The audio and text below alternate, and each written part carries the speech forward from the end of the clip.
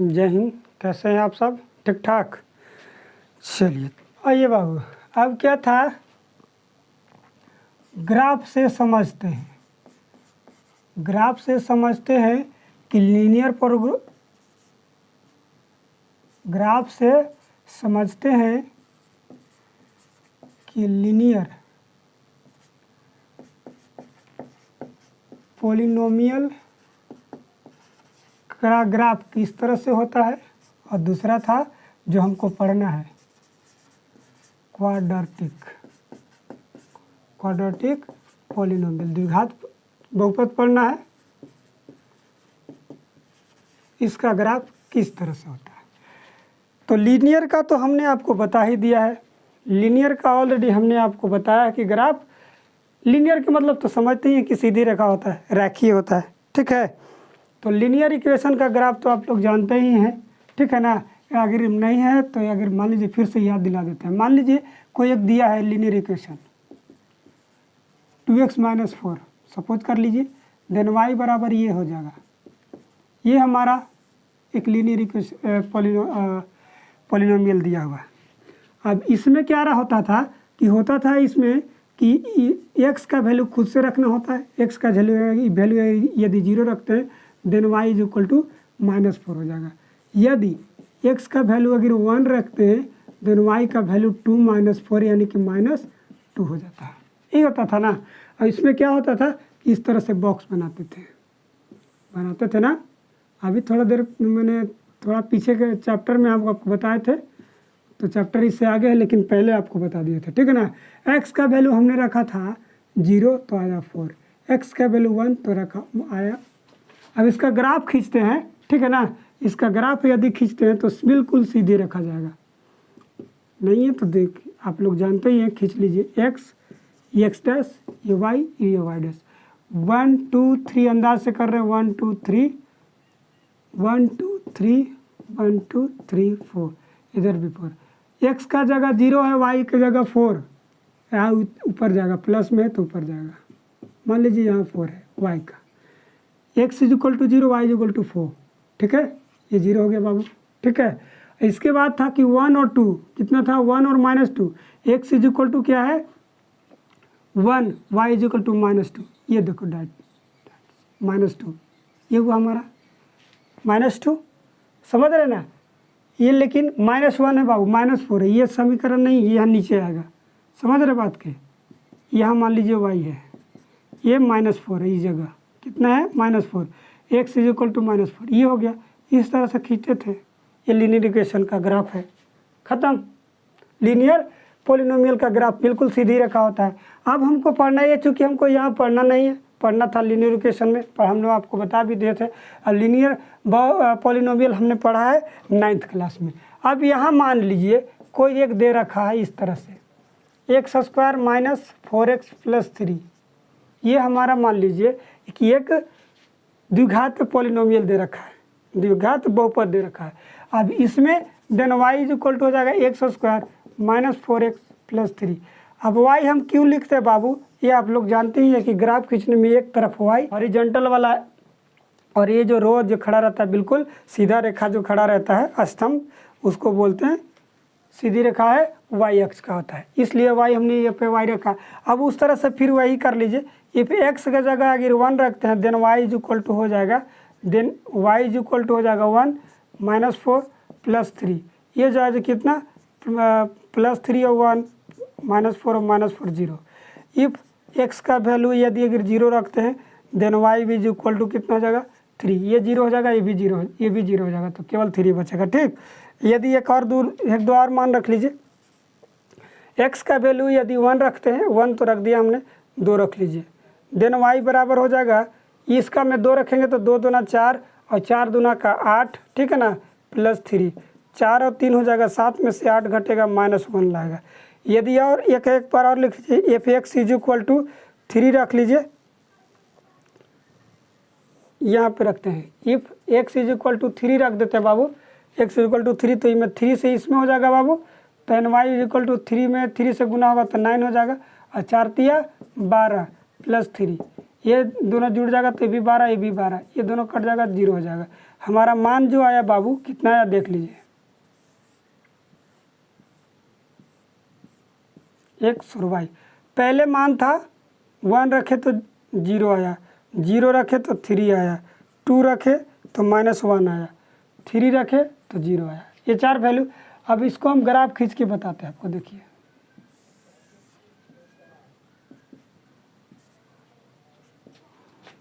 One two three four, 1 2 3 4, 1 2 3 4, हमारा graph यही है बढ़ का, x y, y dash x dash. अब देखिए x का जगह 1, y इज इक्वल टू 0। आप जानते हैं कि x का x अक्ष पर y का वैल्यू 0 होता तो यहाँ हो जाएगा, ये होगा पॉइंट। दूसरा में हमारा था 0 और 3, x is equal to 0, sorry गड़बड़ है, x is equal to 1, y is equal to 0, ये पॉइंट ठीक है। y का वैल्यू 0, x अक्ष पर y का वैल्यू 0। अब x इज इक्वल टू 0 है, y is equal to 3, x is equal to 0, y is equal to 3, ये हमारा पॉइंट है। दूसरा में था 2 और -1, x is equal to 2, y is equal to -1, यहाँ पॉइंट आ गया। अब दूसरा एक और पॉइंट था, मान लीजिए क्या है, 3 और -3 है, x is equal to 3, y is equal to 0, x is equal to 3, y is equal to 0। 4 में एक और वैल्यू रख लीजिए, इफ़, चूँकि और थोड़ा सा बड़े कहाँ जाएगा, इफ़ x का वैल्यू यदि 1 रख लीजिए, 2 रख लीजिए, 3 भी रख लीजिए, 4 रख लीजिए, ठीक ना। x का वैल्यू अगर 4 रखते हैं, देन y का वैल्यू क्या हो जाएगा, 4 में 4 से गुना होगा, है ना, यहाँ भी 4 है, +3, ये हो जाएगा 16, ये में भी 16 +3, 16 से 16 जाएगा, कितना बचेगा बाबू, 3। एक और रख लीजिए, x की जगह हमने 4 रखा तो 3 आया, x इज इक्वल टू 1 2 3, यहाँ 4 आएगा, 1 2 3 4 यहाँ, y इज इक्वल टू 3, यानी कि यहाँ पॉइंट आएगा बाबू। अब इसको ग्राफ खींच लेते हैं, ग्राफ कैसे आएगा बाबू देख लीजिए।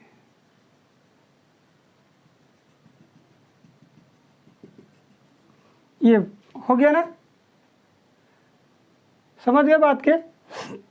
यदि जिस घात बहुपद का मान लीजिए कि जिस बहुपद का ग्राफ यदि वक्र आता है, परवलय आता है, समझ गए ना बात के, वक्र आता है, तो उसका वो समझ जाइए कि ये क्या है, द्विघात बहुपद का ग्राफ है, द्विघात बहुपद का ग्राफ है। समझ रहे हैं बात के, परवलय है, समझ रहे हैं बात के। तो जिस बहुपद का ग्राफ यदि वक्र आता है, उसको डायरेक्ट कह दीजिए कि ये द्विघात बहुपद का ग्राफ खींचा हुआ है। समझ गए बात के, समझ रहे बात के।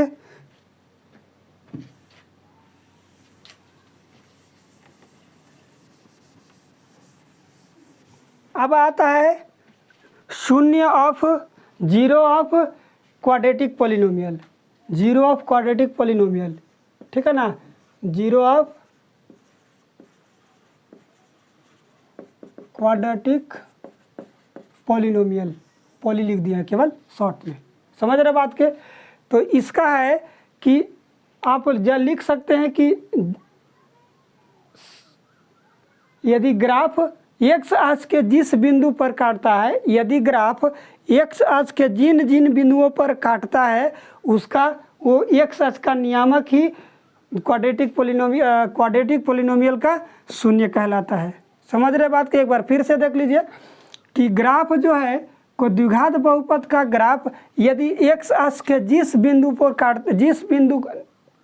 पर काटता है, मान लीजिए कि ये और ये दोनों बिंदु x अक्ष को काट रहा है, ठीक है ना, तो इसका नियामक और इसका नियामक वही वो दोनों बिंदुओं का यानी क्वाड्रेटिक पॉलिनोमियल का शून्य कहलाएगा। समझ रहे हैं, x अक्ष को अगर नहीं काट रहा है तो उसका उसका शून्य नहीं होगा। समझ गए बात के, अगर ये दो बिंदु पर काट रहा है तो उसका शून्य 2 होंगे, यानी कि एक इसका और एक इसका। समझ रहे हैं बात के, यानी कि क्वाड्रेटिक पॉलिनोमियल का ग्राफ x अक्ष के जिन बिंदुओं को काटता है वो द्विघात बहुपद का शून्य कहलाता है। आप लिख सकते हैं, आप नोट में लिख सकते हैं, क्या लिख सकते हैं, लिख लीजिए, यदि, ऐसे लिख लीजिए,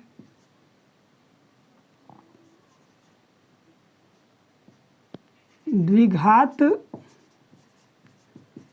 बहुपद का ग्राफ एक्स अक्ष के जिन बिंदुओं पर कटता है उसे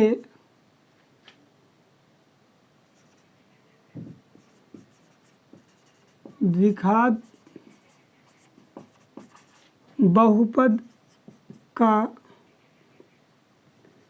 बहुपद एक्स नियामक ही शून्य होते हैं या शून्यक होते हैं। एक्स नियामक ही शून्य होते हैं या शून्यक होते हैं, समझ रहे हैं। इस तरह से यदि यही ग्राफ, यदि मान लीजिए इसको मिटा देते हैं, ये मिट गया। अगर मान लीजिए यही ग्राफ केवल एक अक्ष को एक बिंदु पर कटता है तो उसकी शून्यकों की संख्या 1 हो जाएगा। यदि ये ग्राफ इस तरह से जाए तो उसकी शून्यकों की संख्या 0 हो जाएगा, 1 भी नहीं आएगा। यदि ग्राफ इस तरह से यहाँ आ जाएगा तो उसकी शून्यकों की संख्या 1 भी नहीं होगा। इस तरह से मान लीजिए कि यहाँ आ जाए तो उसकी शून्यकों की संख्या 1 और 1 2 हो जाएगा। समझ रहे बात के। अगर नहीं एक साथ को नहीं कट रहा है, या मान लीजिए कि इस तरह से हो जाए तो शून्यकों की संख्या एक जगह कट रहा है तो 1 होगा, या इस तरह से हो जाए तो शून्यकों की संख्या 0 0 हो जाएगा। समझ गए। लेकिन वक्र होना चाहिए। अगर यदि ग्राफ वक्र नहीं है तो द्विघात बहुपद का ग्राफ नहीं है। समझ रहे बात के। यानी कहने का मतलब है कि ग्राफ यदि परवलय है तो देख के आप बता सकते हैं कि किसका ग्राफ है, द्विघात का है या लीनियर का है। समझ रहे बात के। क्वाड्रेटिक का है या लीनियर का है। समझ गए बात के। समझ रहे हैं कुछ। और यदि बहुत सा इस तरह से ग्राफ है, यही एक नहीं है, मान लीजिए। अब मान लीजिए ये फिर से ग्राफ बना दिए, एक्स है, वाई डैश एक्स डैश। अब देखिए, अब इस तरह से यदि कहीं परवलय मिले, इस तरह से अगर वक्र मिलेगा तो ये कहेगा कि शून्यकों की संख्या बताइए। तो एक साथ को गिनेंगे 1 2 3 एंड 4, यानी कि शून्यकों की संख्या इसमें कितना हो जाएगा बाबू, इसका नियामक, इसका नियामक, इसका नियामक, इसका नियामक, यानी कि शून्यकों की संख्या जो होगा, ये मान लीजिए कि वह 0 0 है, ये 1 है, ये 2 है, ये 3 पर कटा है, 1 2 3, तो इसका नियामक कितना हो जाएगा 3 और 0 हो जाएगा। इसका नियामक 1, वो भी माइनस 1 और 0 हो जाएगा। यानी कि y का वैल्यू जो यहाँ एक पर 0 0 है, ये हो जाएगा 0। इसका नियामक मान लीजिए कि 1 और 3 ही इसका भी है, तो यहाँ हो जाएगा 3 और 0, यानी कि एक y का वैल्यू 0 है, एक इसका नियामक कौन सा हो जाए, शून्य हो जाएंगे -3 -1 और 0 और +3। समझ रहे बात के। यदि ग्राफ यदि इस तरह से कटता तो एक यहाँ हो जाएगा, एक इसका मान इसका हो जाएगा, इसका वैल्यू कितना हो जाएगा 2 हो जाएगा। तो आप ग्राफ देखकर बताइए कि अगर मान लीजिए कि आप NCERT से बना रहे होंगे फिर भी, या फिर भारतीय भवन से बनाना है फिर भी, लेकिन अगर हम जैसे ये सब से बता रहे हैं तो ये सब से अगर बना रहे होंगे तो आपका फर्स्ट चैप्टर जो है इसी तरह से दिए रखा है। ग्राफ दे देगा, आप बताएगा कि इसके शून्यकों की संख्या बताइए, ठीक है ना। तो आप शून्यकों की संख्या ग्राफ दे करके बना सकते हैं आसानी से। हम इसके लिए आपको हिंट भी दे दिए और बना करके भी दिखा दिए, ठीक है। आप सपोज कर लीजिए ये ग्राफ इस तरह से है, अब कहेगा इस तरह से दे दिया, कहेगा कि शून्यकों की संख्या बताइए, तो गिन के बन दे यहाँ 1 और 1 2, काम खत्म। समझ रहे हैं बात के। यदि वक्र नहीं है, ये मान लीजिए है, इस तरह से खींचा है, ये मान लीजिए किस तरह से खींचा है, तो इसको बोलेंगे कि ना लीनियर है और ना वक्र है, इसको बोलेंगे द्विघात बहुपद नहीं है। समझ रहे हैं बात के। तो पहला चैप्टर हो गया है इंड, किसका? अगर ये सब से बना रहे होंगे तो ये शेप में सबसे पहले यही है। फिगर देख के आपको बताया, पूछ दिया है कि ये इसके शून्यकों की संख्या बताइए। ठीक है, आगे आपको हम बताएंगे, आपको आज ही थोड़ा सा हिंट दे रहे हैं, रिलेशन बिटवीन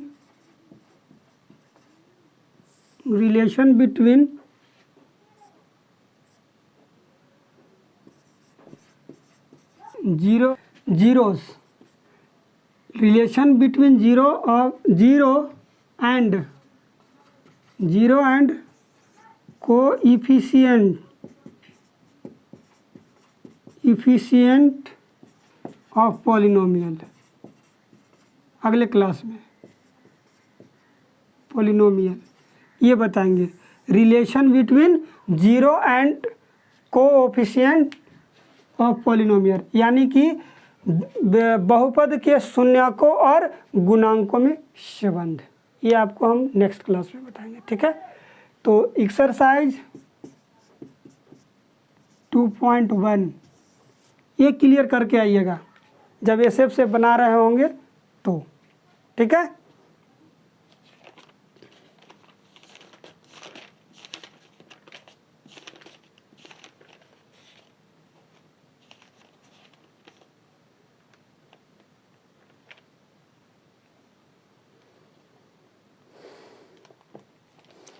अब हम आपको सारा चीज़ बता दिए। ठीक है ना, आपको ग्राफ दे के मान लीजिए कि इस तरह से अगर सीधी रेखा होगा तो बोलिए कि लीनियर यानी कि रेखीय, क्या है, रेखीय बहुपद है। ठीक है ना, और वक्र अगर दिया होगा तो बताइएगा कि द्विघात बहुपद है। और आगे अगर मान लीजिए कि टेढ़े मेढ़े दिया होगा, इस तरह से दिया होगा या इस तरह से दिया होगा, तो ना ही द्विघात है और ना ही रेखीय है। ठीक है, समझ रहे बात के। और यदि अब इसी में दो जगह एक साथ को अगर जिस बिंदु पर काट रहा होगा उस शून्यकों की संख्या आपको बता ही दी है, तो क्लियर करके आइएगा। ठीक है ना, तो आई होप समझ गए होंगे। तो मिलते हैं अगले वीडियो में, तब तक के लिए जय हिंद।